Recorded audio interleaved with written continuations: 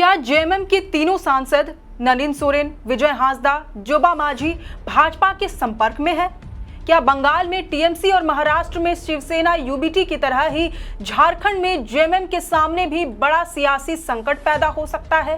क्या जिस परिसीमन का विरोध झामुमो हमेशा से करती रही, दिवंगत शिबू सोरेन ने जिस परिसीमन को झारखंड में होने से रोक दिया था, क्या इसी परिसीमन बिल पर अब भाजपा को जेएमएम का समर्थन मिलने वाला है?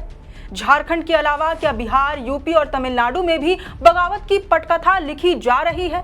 क्या यूपी में अखिलेश यादव के 20 से 25 सांसद बगावत करेंगे? क्या बिहार में भी तेजस्वी यादव के 3 से 4 सांसद बागी हो जाएंगे? क्या बगावत के स्वर डीएमके से भी उठने शुरू हो गए हैं? दरअसल मूल सवाल यह है कि आखिर अलग अलग राज्यों में क्षेत्रीय दलों के सांसदों पर भाजपा क्यों नजरें गड़ाई हुई है? भाजपा अलग अलग राजनीतिक दलों के सांसदों को तोड़कर आखिर क्या हासिल करने वाली है? ये सब जानेंगे आज के इस रिपोर्ट में। सबसे पहले जोहार, नमस्कार, मैं हूं अंशु और आप देखना शुरू कर चुके हैं द फोर्थ पिलर। भारत की राजनीति फिलहाल बगावत के दौर से गुजर रही है।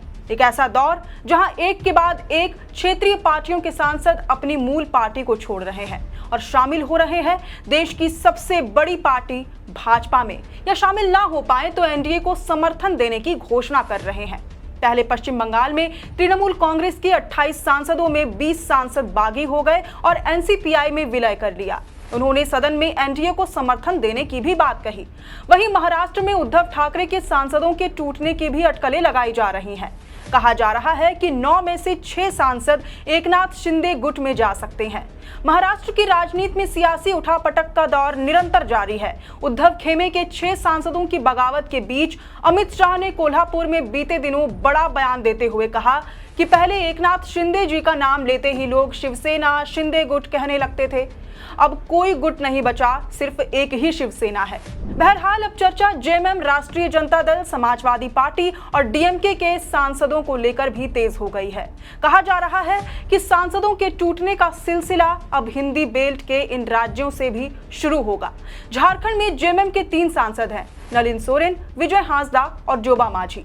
माना जा रहा है कि लोकसभा में एनडीए की निगाहें जेएमएम सांसदों पर हैं।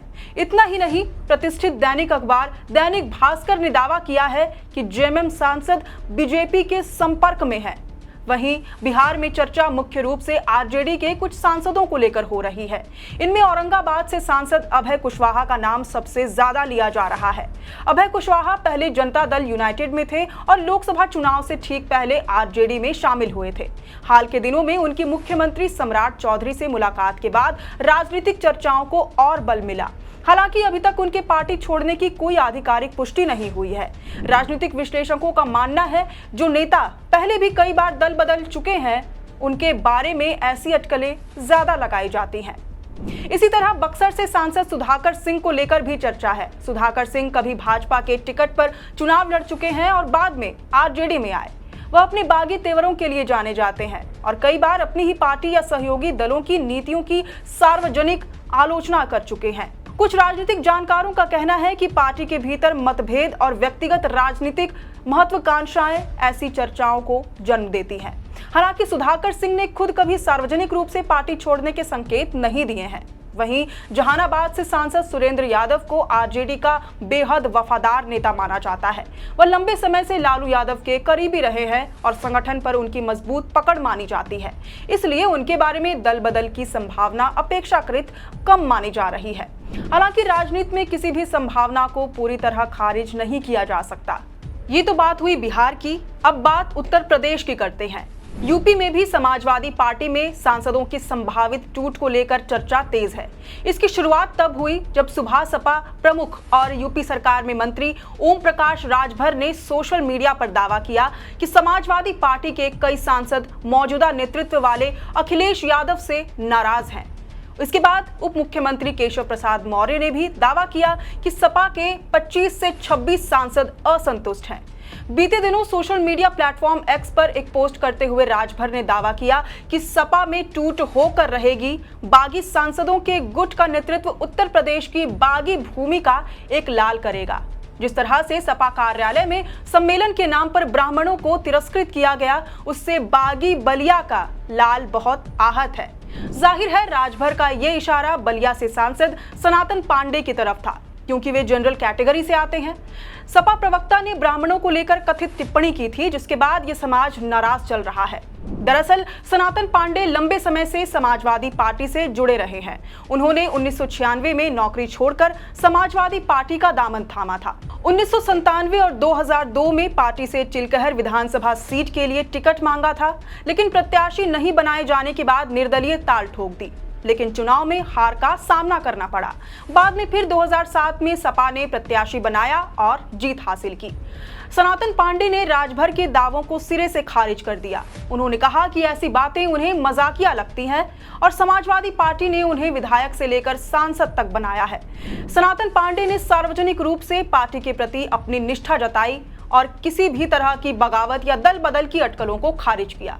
हालांकि इन सब के बावजूद अगर केशव प्रसाद मौर्य का दावा सही साबित होता है और समाजवादी पार्टी की बड़ी संख्या में सांसद पार्टी छोड़ते हैं, तो ये अखिलेश यादव के लिए एक बड़ा राजनीतिक झटका माना जाएगा। दरअसल 2024 के लोकसभा चुनाव में समाजवादी पार्टी ने उत्तर प्रदेश में 37 सीटें जीतकर शानदार प्रदर्शन किया था और भाजपा को कई अहम सीटों पर कड़ी चुनौती दी थी, जिसमें अयोध्या जैसी चर्चित सीट भी शामिल थी। ऐसे में अगर चुनाव से पहले सपा के बड़े संख्या में सांसद भाजपा या एनडीए के साथ चले जाते हैं, तो ये न सिर्फ पार्टी की संसदीय ताकत कमजोर होगी, बल्कि उत्तर प्रदेश की राजनीति में उसकी पकड़ पर भी असर पड़ सकता है।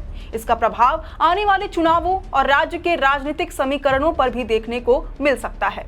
वहीं तमिलनाडु की बात करें तो तमिलनाडु में डीएमके के सांसदों पर भी बीजेपी की निगाहें टिकी हुई है। लोकसभा में डीएमके के कुल 22 सांसद हैं। मीडिया रिपोर्ट से मिली जानकारी के मुताबिक डीएमके को साधने का जिम्मा चंद्रबाबू नायडू और जनसेना पार्टी के मुखिया पवन कल्याण को दिया गया है। हालांकि राजनीतिक विश्लेषकों का कहना है कि डीएमके ने कांग्रेस द्वारा थलपति विजय की पार्टी टीवीके को समर्थन देने के फैसले के बाद कांग्रेस से दूरी जरूर बना ली है, लेकिन वह बीजेपी का समर्थन नहीं करेगी। बहरहाल इन अटकलों के पीछे सबसे बड़ा सवाल ये है कि आखिर भाजपा या एनडीए को विपक्षी सांसदों की जरूरत क्यों पड़ सकती है। इसका जवाब संसद की संख्या गणित में छिपा है। केंद्र सरकार कुछ ऐसे बड़े विधेयक लाना चाहती है जिनके लिए संसद में 2/3 बहुमत हासिल करना जरूरी है। इनमें महिला आरक्षण बिल को लागू करने की प्रक्रिया, परिसीमन यानी लोकसभा सीटों की संख्या और सीमाओं के पुनर्निर्धारण से जुड़े प्रस्ताव और एक देश एक चुनाव जैसे बिल शामिल बताए जा रहे हैं। संविधान संशोधन से जुड़े किसी भी बिल को पारित कराने के लिए सिर्फ साधारण बहुमत काफी नहीं होती। इसके लिए संसद के दोनों सदनों यानी लोकसभा और राज्यसभा में विशेष बहुमत की आवश्यकता होती है। अप्रैल 2026 में सरकार ने ऐसा ही एक संविधान संशोधन विधेयक पेश किया था।